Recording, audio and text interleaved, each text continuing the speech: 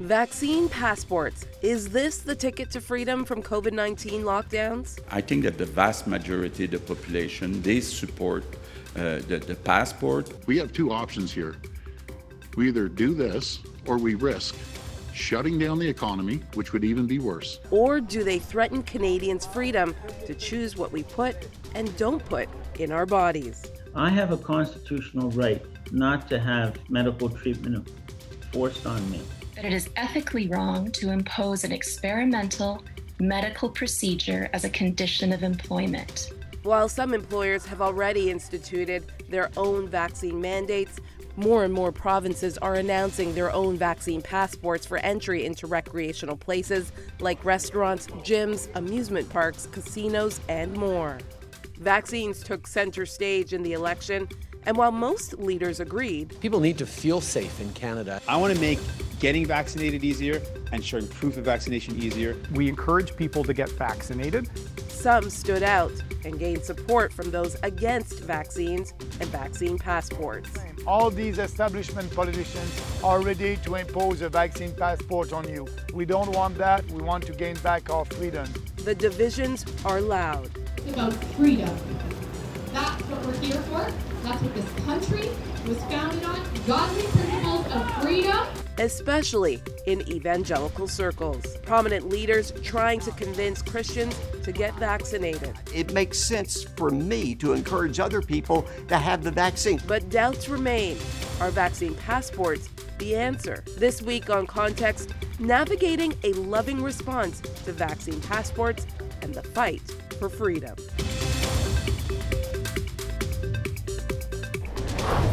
Curtis Chang has made it his mission to help Christians think critically about the COVID-19 vaccine, sitting down with leaders in the Christian world and the science world, like well-known scientist and evangelical Christian Dr. Francis Collins and megachurch pastor Robert Jeffress to help wade through all of the debates surrounding vaccines and faith. Thanks so much, Curtis, for joining us today. It's great to be here. Thanks for having me. Now, stats show that white evangelicals are one of the largest groups in the U.S. specifically who are resisting the vaccine right now. What is the number one reason why you think Christians in general are refusing the vaccine? Well, in reality, the number one reason is because the vaccine has gotten tainted in the partisan and culture wars that afflict so much of American and global Christianity, unfortunately. And so in reality, part of what we're doing with our Christians the Vaccine Project is to show that there really are not legitimate religious or biblical reasons to resist the vaccine, and to try to strip away any sense that that's really what's going on. And instead to just put it frankly, that actually what's happening is cultural, partisan forces and misinformation from my perspective that's driving vaccine hesitance. Yeah, there's so much confusion out there, Curtis. Another issue many Christians have voiced concern about is the use of aborted fetuses in vaccines. What have you learned about this? Well, we have a whole video on our site. It's an important issue. It takes a little time to get into. So we really encourage folks, if that's really what you're concerned about is the use of fetal cells, then to watch our video. That's about 15 minutes on it.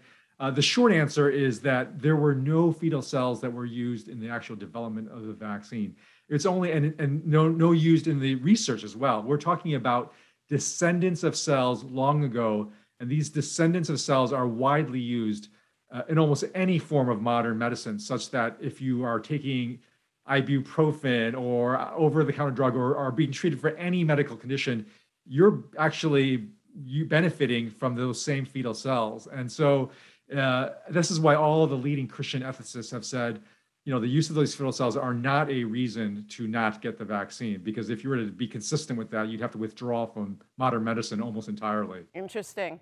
You also spoke to Dr. Robert Jeffress, who's a pastor, obviously, of one of the most influential churches in America, and you sat down and talked to him about the vaccine. He said being pro-life was his motivator for getting the vaccine. Explain this.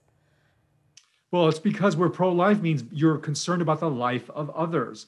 And so even if you don't think that you need the vaccine for yourself, others do. Others who are immunocompromised, elderly, children who can't be vaccinated.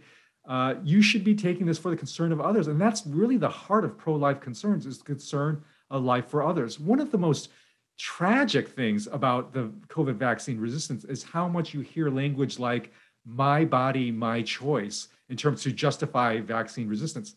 As Dr. Jeffress said, that is the exact same rationale that the pro-abortion movement uses. And now we're hearing it from Christians, or at least people who purport to be Christians, to justify their vaccine decision. Yeah, yeah. Is there room, Curtis, for faith and science to work together? The issue of vaccines, and for us here in Canada, we're now talking about vaccine mandates, and passports have become so divisive and has drawn families apart. How do we have meaningful conversation with those who might disagree when it comes to this issue, when it comes to science and faith? It is such a challenging issue to deal with divisions in our family, our churches, and so forth. I think these things are best handled in direct relationships where people are actually responding to true information, to facts. That's why we produced the videos that we did. They're meant to be short, shareable videos that a family member can share with another family member. And rather than the family member making the exact arguments, they can sort of respond directly to this video and then have a discussion around it. And we hope that that can actually open the doors for some conversation. All right, Curtis Chang, thank you so much for your time today. Glad to be here.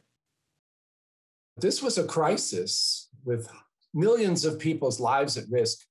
So what we did scientifically was unprecedented. And so in just 11 months, with probably the most rigorous analysis that's ever been done of a new vaccine, we were able to see that they actually were safe and 95% effective in preventing disease. Questions about our rights have been at the center of much of the vaccination mandate debate. John Sikma is a constitutional lawyer and joins me now to explain where the line is drawn when it comes to the COVID-19 vaccine and our rights and freedoms. Thanks so much for joining us today, John. Thank you. So, John, we're seeing provinces slowly start to institute vaccine mandates, some calling it a vaccine passport. Does this overstep our rights as Canadians? Well, that's a good question, and it remains to be seen. So different considerations apply whether your employer is government or private, and whether a vaccine requirement is going to be justified. It's going to depend on the nature of the workplace and whether it can be shown to be needed to keep people safe in that workplace. Okay, so we have companies that are instituting mandates which say that employers or employees must have the COVID-19 vaccine. How many employers, some employers don't really care even if you have the measles vaccine, but they're caring about the COVID-19 vaccine. So you're saying there's it's not legal. Is it legal? Add some clarification for us on that. If an employer takes action against an employee, they're going to have to be able to show that in their context, this kind of a policy, this vaccination requirement is reasonably necessary to create a safe workplace. So the onus is first on the employer. But again, if someone also has that additional reason of a religious or medical reason to not get it, it's going to be very hard, I think, for an employer to justify that if a person can show they have that reason for not getting it. Okay, we hear of legal action being taken by 20 people in BC against COVID-19 measures, accusing the BC government of violating constitutional rights and being called oppressive. Do they have a case? My understanding of the BC situation is that coming out of the gate, their policy did not, their vaccination policy as it applies to people accessing certain services and not to employees specifically, did not have exceptions for religious or medical reasons to not get the vaccine.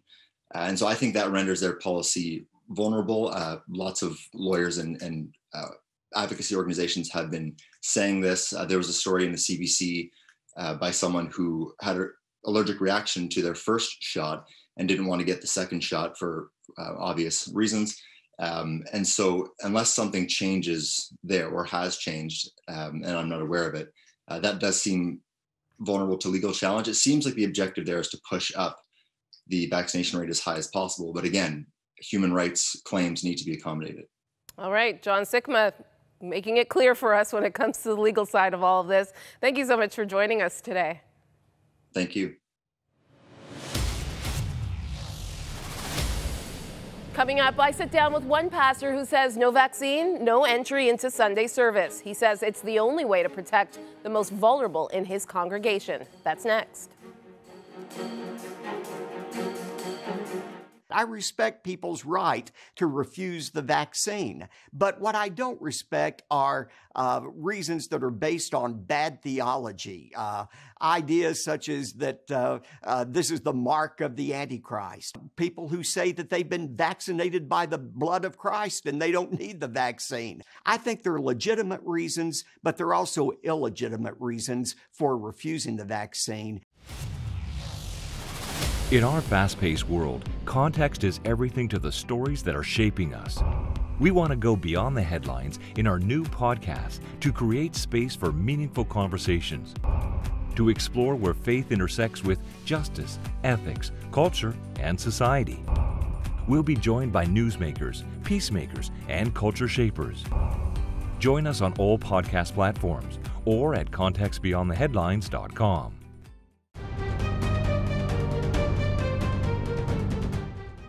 In this new age of vaccine mandates and passports, where does this leave the local church? My next guest asked the question in a recent Calgary Herald opinion piece. He writes, if gyms, bars, entertainment venues, and places of work merited strict vaccination policies, why not places of faith? Should pastors decide to put restrictions around who gets to come into a sanctuary based on their vaccination record?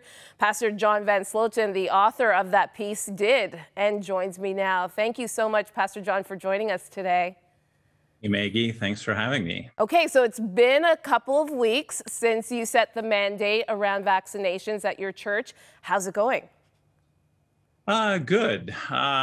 First Sunday, we had to self-administer at the door with a little form like you would get when you go to a doctor's office. People had to check the boxes and come in. But yeah, no concerns. Nobody wasn't allowed to come in, so everyone had gotten our mail about our vaccination policy. And there were no protesters outside of the door, so all good. You say that your congregation is pro-science, and that helped you make this decision. And you rightfully point out that the church is a place where vulnerable members of our communities show up, every church across this country, be it children or the elderly, the disabled. So take me back to how you and your board decided to allow only vaccinated congregants or those with negative tests into the building on Sundays. Yeah, it was a pretty gruesome process, right? Because everything inside of you as a pastor and as a board of a church and as a church is that, yeah, your doors are open to everybody all the time. And yet we realize that in choosing to leave our doors open to the unvaccinated, those who choose and have the right to choose that, we were alienating a whole bunch of immunocompromised people. And we have a young girl in our congregation who's 11 who can't get vaccinated, who has Down syndrome. She's 4 times more likely to catch COVID because she has Down syndrome, 10 times more likely to die if she catches it. Now, when I talk about her to the unvaccinated, hopefully that helps them sort of connect with our Christian ethic, right? That we believe that we ought to care for the weak and make room for the weak and be hospitable for those who are immunocompromised. And then that maybe will help them wait just a few more weeks, maybe a couple more months and attend online until we can all gather safely. And, you honestly stated in your opinion piece that it's a hard decision that you made, and you alluded to it just a few minutes ago. It's a hard decision for a pastor to make on who gets to come into church, a place that's supposed to be welcoming to people instead of turning away people. Talk to me about the faith struggle that you had in making that decision. Yeah, I got an email a couple of days ago from a young woman whose baby I just baptized 2 weekends ago, and she has chosen not to be immunized and expressed a lot of grief in her email to me. And so I am dying inside as a pastor, right? She's relatively new to our faith community and has been, in her mind, rejected from our community because of our decision. So that really burns me up inside. But again, when I think about all of the others, those who came our first Sunday under this policy and thanked me When I think of all of the frontline healthcare workers of faith from across Canada who have been emailing me over the last 2 weeks and thanking me that a church is erring on this side. There are 400 churches in Calgary. All, as far as I know, all of the rest of them are open to those who choose to not be immunized. We thought, and because we're a new church, we thought we had an opportunity to kind of brand ourselves, but this is who we are, our identity as a church that is pro-science. And so really do believe that the development of vaccines and the provision of science are God's providential gifts for such a time as this. And so because we held such a high view of this vaccine and these opportunities to do things safely as being something sourced in the heart of God, that made the decision a little bit easier. But still, it's this back and forth for me, Maggie, and it's killing me a little bit. Yeah. This is a bold stance. There are many other churches in your province, especially, that are pushing the other way. What are your thoughts about them? Yeah, my first thought is mind your own business, John. No, but I mean, Maggie, we get into these fights, right? And it becomes a very polemic, polarized thing, and then we end up destroying each other. And surely Jesus doesn't want that to happen in the church. And so penning that piece for the Herald, first my wife had a run at it and really softened it and tried to make it as gracious and Christ-like in its content and tone as possible. And then our church did the same thing. And so, yeah, sometimes it's frustrating to see an anti-science message. I mean, science started, hospitals started in response in Western countries, in response to Jesus saying, take care of the sick. And it happened in monasteries early on in the first centuries. And you can draw a line from that to modern day hospitals today in Canada. And you could arguably do the same in terms of the development of science. But science started as a means through which we could know God through the beautiful creation that God has made. And so that you can draw a line from the church and wanting to know God through science to institutions of learning and universities where people are taught science today. So I know science has gotten a bad rap because of evolution and origins and other moral and ethical mistakes science has made. But that doesn't mean all of science, like any of us. We're all mixes of good and evil and brokenness and glory, that we should throw the whole endeavor out. All right, we're going to have to leave it there. Thank you so much, Pastor John Van Sloten. Thank you for your time today. Yeah, thanks, Maggie. Coming up, the Q panel, Jackie, Brian, and Moira discuss the role of the church in the midst of a pandemic. And are vaccine mandates really an infringement on our rights or a way to show love to our neighbor? We will discuss this and so much more next. We are an undeniable voice, but we are not political. We are media missionaries.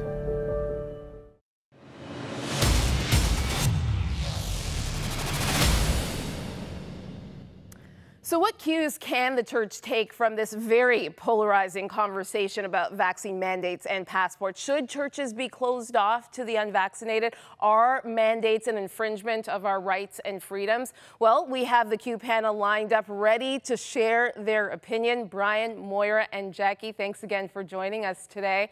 Okay, Jackie, we're going to start with you. We just heard from Pastor John Van Sloten, who has instituted a vaccine mandate to his Sunday service. Should church be exclusive to one group of people?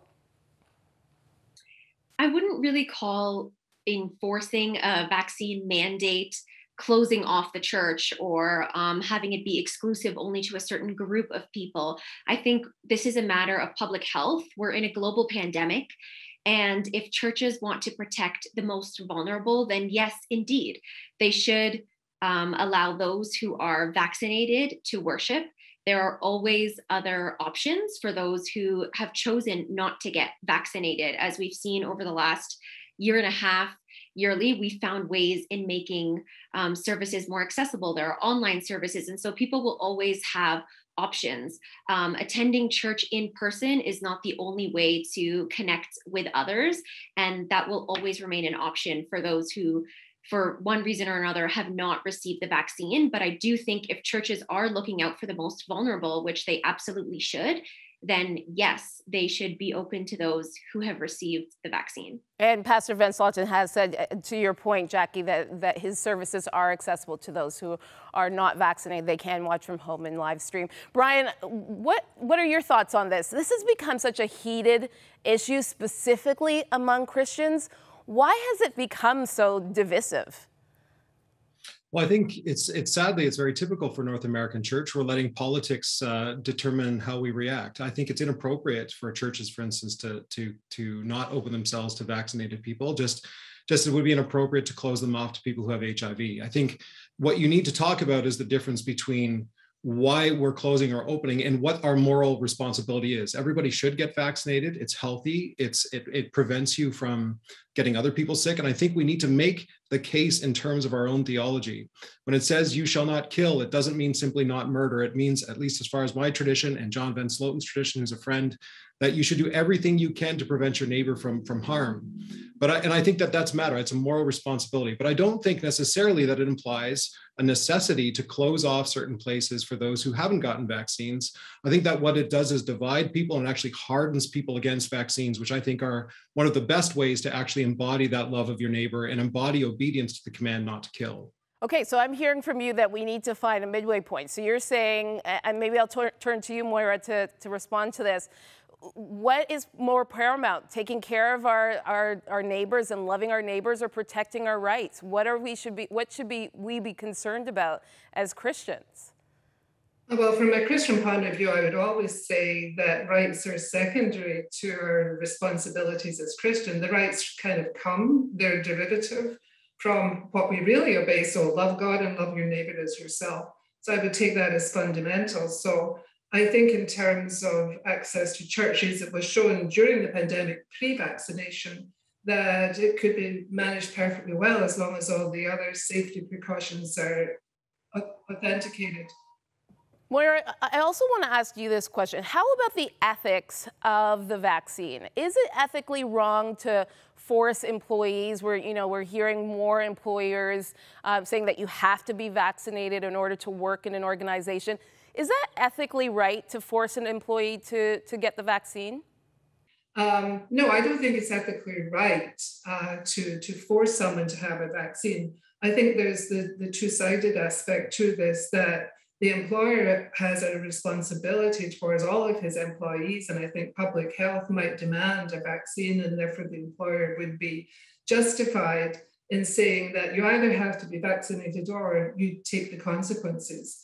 And the consequences may involve self-isolation, being away from a job for a while. It may even get to the stage where an employer may have to pay the equivalent of sick leave, if you like. There are many ways, I think, that could be organized so that we're not actually talking about using legislation to coerce people into accepting vaccines. If it's truly against their conscience, I think that those other measures have to be taken first. Jackie, how about you? Have we become too complicit when it comes to vaccines and mandates? Some people would say we have been. I think, to be honest, that this entire conversation needs to be in context of globally what is happening. And in Canada, when we look at vaccination rates, which are basically at 70% of people who are fully vaccinated, we put that in context with 30% of people globally. And I'm based in Kenya right now, where 2%, less than 2%, actually 1.6% of people are fully vaccinated, that it almost seems and feels like a mundane conversation to be having. People have had opportunities and access to receive the vaccine. They have so much information at their fingertips. And there are people who are hesitant, and I understand legitimate concerns and hesitancies, and there are always people who will answer their questions. But it has really been disappointing, and it has blown my mind to see people talking about not wanting to get vaccinated and being concerned that their workplace will mandate it, particularly those who are working in healthcare settings. And we've seen our lawmakers say, okay, well, then you'll have to test once or twice weekly. And it's something that's very divisive. But when I look at the conversation in Canada compared to what is happening globally. I just think people need to wake up and see that it is such a privilege that Canadians have been able to receive the vaccine. And I would like Canadians to consider that as we have this conversation. All right, Brian, I'm going to leave the last word to you. This has been, as we just said, been so divisive, especially among families as well. You know, we're looking at Thanksgiving coming up, Christmas, holidays, and this has caused a big rift in some families. How do we find compromise on this issue and so that it's not so black and white? Yeah, I think it's important to understand that many people are upset at the way the government has acted early on other issues unrelated to vaccines. So they may be frustrated, I think rightfully, with certain church closures or school closures. What that's happening is that's clouding everyone's judgment on the question of whether vaccines are safe and effective. And I think it's important for us to think separately, separate those things. Let's think about what does it mean to protect one another, to respect one another. And actually, let's look at our own theological traditions for doing so, including the fact that science emerges out of Christianity. And I think that's an important thing to consider and to act actually a bit with grace. I think what is often common in our society is there's a deep drive for polarization. Political parties like that, Twitter likes that, and we can be an example of a community that doesn't have to do that, that can take a different path. Well said. Thank you again, Brian, Moira, and Jackie. We'll be right back. Well, the conversation around vaccines and mandates will continue for quite some time, I'm sure, as we learn to navigate out of this pandemic and into a new era of normalcy. How we handle it is up for us to decide. Will we look back at this time in history and see that we took the opportunity through this global emergency to love well? Or did we grow even more divided as people of faith? History, I guess, will have the final say. Thank you for watching. Let us know what you think of today's topic. Join the conversation on Facebook, Instagram, and Twitter. For all of us here, I'm Maggie John. See you next time. Thank you for your ongoing support of Crossroads, a supporter-funded nonprofit organization and member of the Canadian Centre for Christian Charities. Thanks to faithful people like you, we are able to continue producing context. You can write to Crossroads, P.O. Box 5100, Burlington, Ontario, L7R 4M2, or visit crossroads.ca to learn more about our programs.